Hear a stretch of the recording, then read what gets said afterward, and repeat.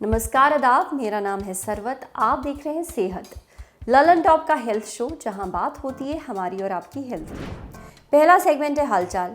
आज बात करेंगे सर्जरी के बाद की जाने वाली आम गलतियों की जो नहीं करनी चाहिए। दूसरा सेगमेंट है तन की बात, क्या आप नींद की कमी से मर सकते हैं। और तीसरा सेगमेंट है खुराक, यानी एक झकास सी हेल्थ टिप, जैसे सोने से कितनी देर पहले आपको खाना खाना चाहिए। राधिका की माताजी की उम्र 65 साल है। कुछ समय पहले उनकी नी रिप्लेसमेंट सर्जरी हुई। सर्जरी तो सफल रही, हालांकि डॉक्टर्स ने राधिका और उनकी माताजी को कुछ हिदायतें दी थीं जो उन्हें सर्जरी के बाद फॉलो करनी थी, जिसमें से एक थी कि घुटनों की सही एक्सरसाइज करनी है।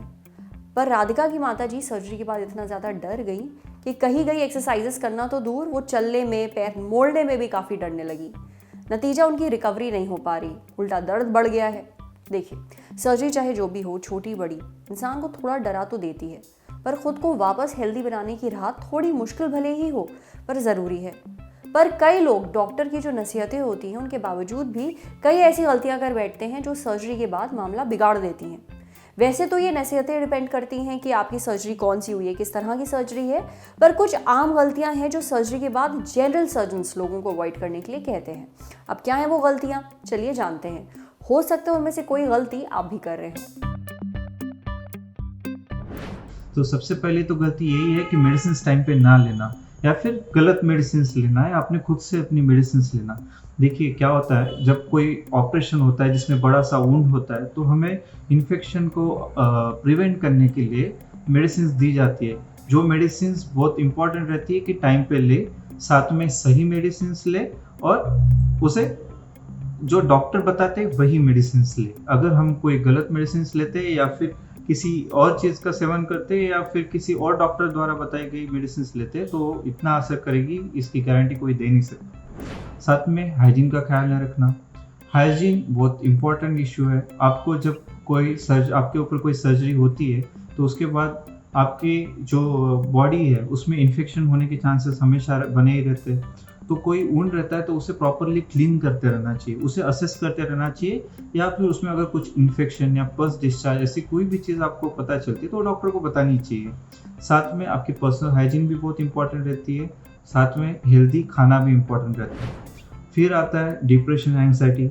बहुत सारे पेशेंट्स में प्रॉब्लम ये हो जाती है कि सर्जरी होने के बाद उनको फील होता है कि हमारी बॉडी में से कोई पार्ट चला गया, जो बहुत गलत है। हमें पॉजिटिव रहना चाहिए और इन सब चीज़ों के बारे में, जैसे कोई अगर एंग्जाइटी हो रही है, कुछ डिप्रेशन फीलिंग हो रहा है, अगर ऐसा कुछ भी हो रहा है, एक तो अपने पास में किसी के साथ बात करिए या फिर अपने डॉक्टर को बताइए, आपके डाउट्स को क्लियर करिए। फिर आता है एडिक्शन। बहुत सारे पेशेंट्स, जब डॉक्टर आपको बताते हैं कि अल्कोहल का सेवन ना करें, स्मोकिंग को अवॉइड करें, ये इसीलिए बताते हैं क्योंकि ये सभी पदार्थ आपके वुंड हीलिंग को अफेक्ट करते हैं। इसकी वजह से आपकी वुंड हीलिंग प्रॉपरली नहीं हो पाती, तो आपको इसे प्रिवेंट करना चाहिए। फिर आता है कि डाइट का ख्याल रखना। जैसे कि आपको बताते हैं कि कोई लिक्विड डाइट लीजिए, उसके पीछे यही तर्क रहता है कि अपने बॉल को थोड़ा सा रेस्ट दे सके। कोई बताते हैं सॉफ्ट डाइट लो, तो इसका मीनिंग यही रहता है कि कॉन्स्टिपेशन को अवॉइड करना है, ताकि आपके बॉवल मूवमेंट्स प्रॉपरली हो और कोई वुंड हो तो उससे आपको ज़्यादा प्रॉब्लम ना हो। तो ये आपको फॉलो करते रहना चाहिए।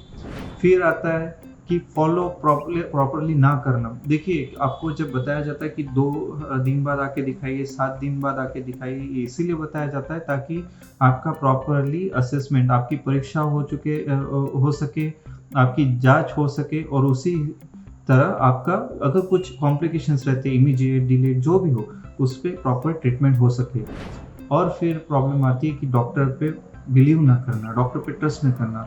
अगर आपको किसी भी तरह से डाउट है आपकी ट्रीटमेंट के ऊपर, आप सेकंड ओपिनियन डेफिनेटली लें, लेकिन अपने डॉक्टर पे ट्रस्ट रखिए, जिसके कारण अगर कुछ भी आप में प्रॉब्लम होते हैं बाद में, तो आप उनसे डिस्कस करके उसे सॉर्ट कर सकते। चलिए, गलतियां तो आपको पता चल गई, आपको क्या अवॉइड करना चाहिए। अब जान लेते हैं कुछ ज़रूरी टिप्स जो डॉक्टर्स चाहते हैं कि सर्जरी के बाद उनके पेशेंट्स को मालूम हो। तो सबसे पहला तो टिप यही है कि आपके एडमिशन होने से लेकर आपके डिस्चार्ज तक, और हो सके तो आपकी प्रॉपर रिकवरी तक, आपके साथ आपका एक प्रॉपर सपोर्ट रहना चाहिए। सपोर्ट इन द सेंस, वो चाहे आपके पार्टनर हो सकते हैं या आपके पेरेंट्स, जो आपका प्रॉपर ख्याल रख सके, आपको प्रॉपर दवाई टाइम पे दे सके, और अगर कुछ प्रॉब्लम होती है, कुछ सामान लाना आना हो सके, तो उसके लिए भी आपको सपोर्ट रहे।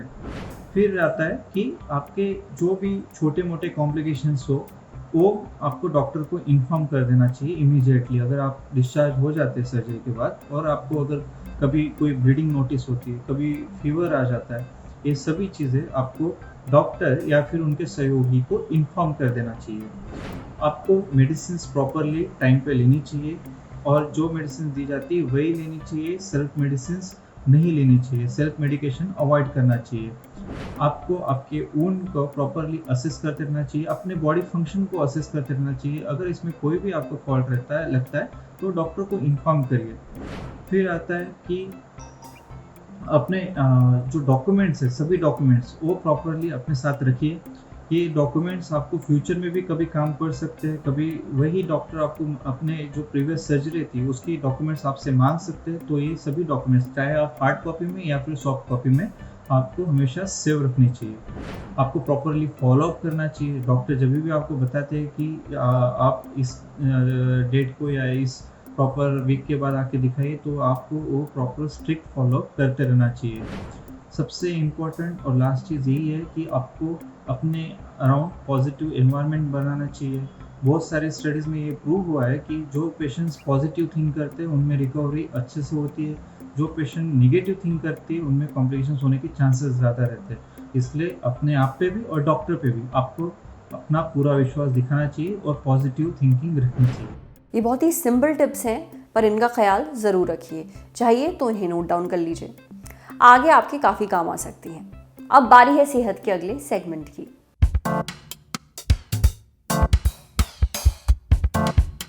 मैंने ये बहुत सुना है कि इंसान बिना खाना खाए जी सकता है कई दिनों तक, बिना पानी पिए जिंदा रह सकता है कई दिनों तक, पर बिना सोए नहीं रह सकता, मर जाता है। तो क्या ये वाकई सच है? अगर आपकी नींद पूरी नहीं हुई, आप नहीं सो रहे हैं, तो आप क्या मर सकते हैं? अब इसका जवाब थोड़ा कॉम्प्लिकेटेड है, यानी इसका जवाब है हाँ भी और ना भी। नींद पूरी नहीं होना या फिर नहीं सोने के बहुत नुकसान है, पर नींद की कमी से मर जाना ये थोड़ा मुश्किल है। देखिए, अगर आप 24 घंटे तक नहीं सोते हैं तो आपको ठीक वैसे ही लगता है जैसे आपको नशे की हालत में लगता है।